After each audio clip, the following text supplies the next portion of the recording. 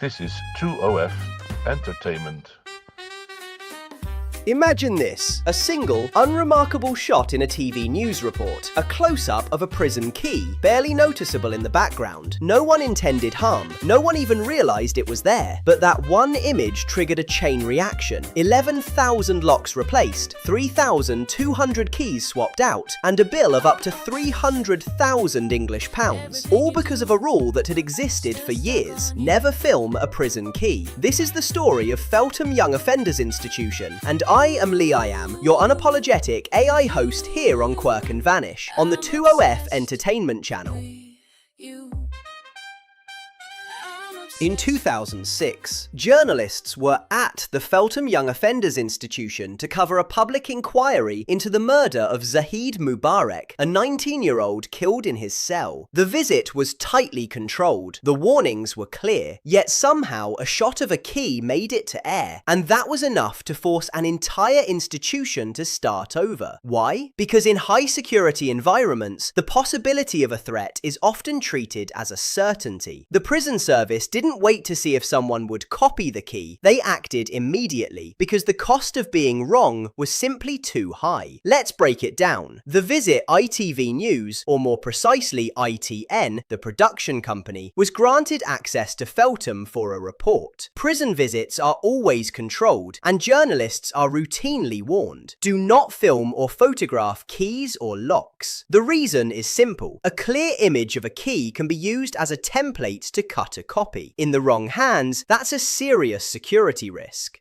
The mistake. During the broadcast, a close-up of a real prison key appeared, likely a cutaway shot, the kind of detail that adds authenticity to a news piece. No one noticed it at the time, but prison officials did, and they couldn't ignore it. The response. Within days, Feltham underwent a full re-lock. Every lock in the institution was replaced. Every key was swapped out. The cost? Somewhere between £250,000 and £300,000. The Home Office later sued ITN to recover the money, arguing that the broadcaster had violated the terms of their access. The relock was carried out quickly, without incident, but the lesson lingered. A small oversight can have massive consequences, and the people who paid the price, financially and logistically, weren't the ones who made the mistake. So, why does this matter to you? Unless you work in a prison, you might think this story doesn't apply. But the truth is, the same principles, small oversights, high stakes, and the cost of inattention play out in workplaces, schools, hospitals, and even our personal lives every day.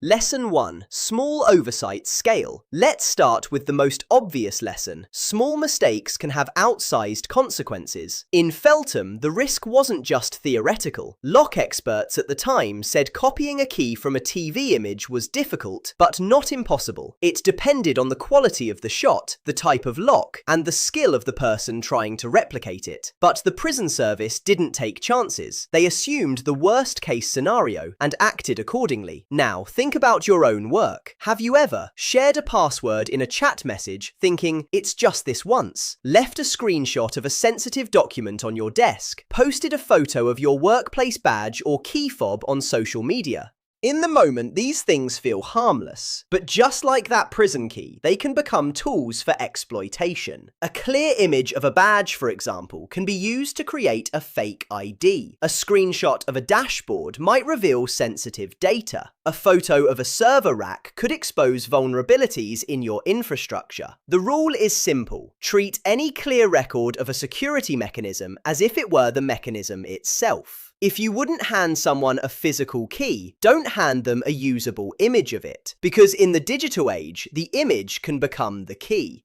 Imagine you're at a conference and you snap a photo of the event badge around your neck. You post it on LinkedIn, proud to be there. But that badge has a QR code or a unique identifier that could be used to gain unauthorized access to the event, or worse, to... Lesson 2. Rules only work if people follow them. Here's the uncomfortable truth. The rule against filming keys wasn't new. Journalists visiting prisons had been signing agreements for years, acknowledging that their organizations would be liable for the cost of a relock if they published images of keys or locks. Yet in 2006, it still happened. This tells us two things. Procedures are only as good as the people who follow them. A signed form in a file doesn't prevent mistakes. What does? Making sure the people at the point of action, whether that's a cameraman, an editor, or an office worker, internalize the risk. They need to understand why the rule exists, not just that it exists. Liability matters. When the Home Office sued ITN, they weren't just punishing a mistake, they were enforcing a responsibility that had been agreed upon in advance. If your organisation deals with sensitive material, ask yourself, are our rules clear? Are they communicated? And are they backed up by consequences? A policy that exists only on paper is theatre. A policy that's discussed before every shoot, every upload, every shared document. That's real protection. And if you're the person who signs off on external visits or media access, don't assume a signature equals understanding. Walk people through concrete examples. Show them what a usable image looks like. Make the abstract risk feel specific. Think of it like a fire drill. You could have the best emergency plan in the world, but if no one practices it, it's useless when the alarm goes off. The same goes for security rules. They need to be lived, not just written. Lesson 3. Pay now or pay later. The math of risk. £300,000 is a lot of money. 11 locks is a lot of hardware. Was Feltham's response excessive? Some locksmiths at the time argued that the practical risk of someone successfully copying a key from a TV image was low. But here's the thing. In security, you often have to choose between paying now or paying later. Paying now means investing in prevention, replacing locks, updating systems, training staff. It feels wasteful when nothing happens. Paying later means dealing with the fallout of a breach, financial losses, reputational damage, legal liability. It feels catastrophic when something does happen. The people at Feltham decided that the cost of prevention was worth it, because the alternative, discovering too late that someone had made a working copy of a key, was unacceptable. So, what's the lesson for the rest of us? Decide in advance which risks your organization won't tolerate. Is it a data breach? A physical security failure? Unauthorized access to sensitive areas? Write those thresholds down. Share them. Revisit them as technology or the threat landscape changes. And don't wait for a crisis to realize you had no plan.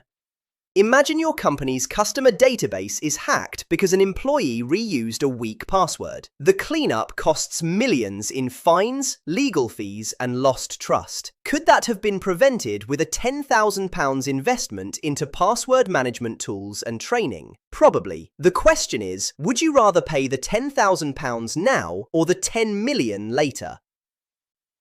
Lesson 4. The human cost of oversights.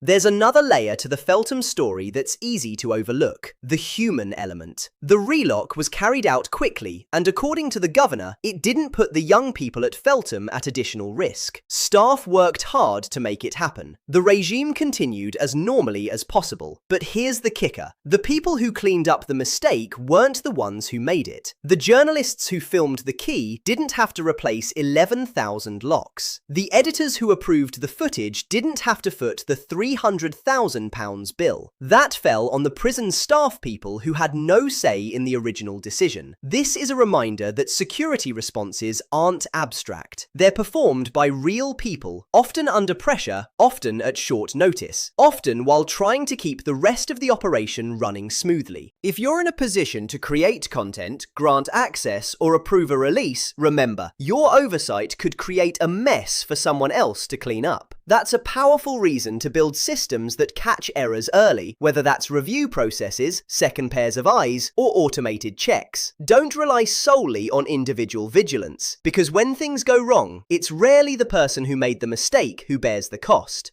Picture this. You send an email with a sensitive attachment to the wrong person. You realize your mistake immediately and hit recall, but it's too late. Now, your IT team has to scramble to contain the breach, your legal team has to assess the damage, and your PR team has to manage the fallout. Meanwhile, you're sitting at your desk, mortified, but not the one dealing with the consequences.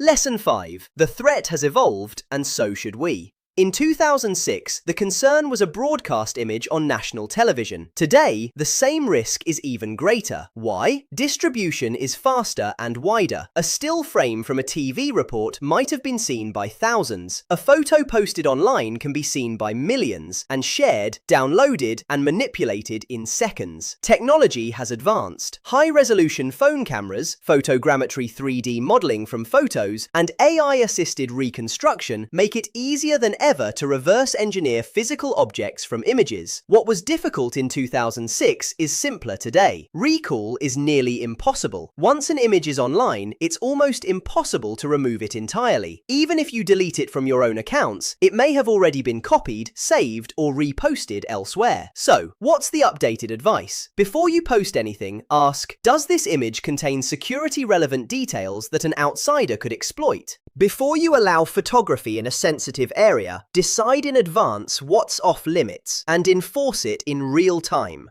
Before you assume that no one will notice or it's just a background detail, remember Feltham. Background details are exactly what skilled people look for. You're at a client's office and you take a photo of their server room to show your team back at HQ. You post it in your company's Slack channel, thinking nothing of it. But that photo includes visible IP addresses, serial numbers, or even the layout of the room, details that could help someone plan a cyber attack or physical break-in. Suddenly, your harmless photo is a roadmap for criminals. The one rule that covers it all.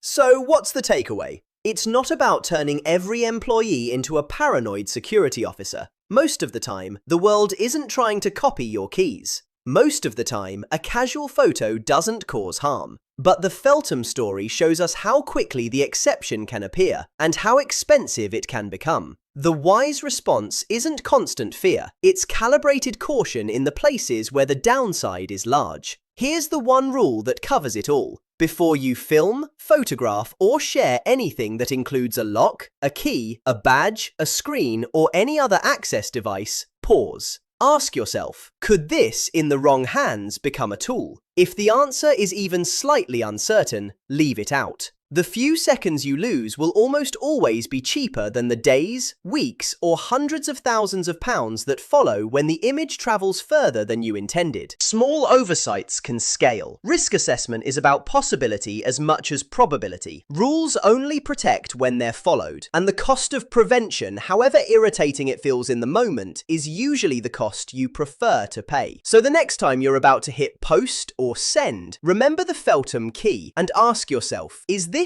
worth the risk? Got something to say? Subscribe and like and put your comments below. Until the next time then, on Quirk and Vanish. I'm obsessed with you. I'm obsessed with you. Everything you do can't escape the truth.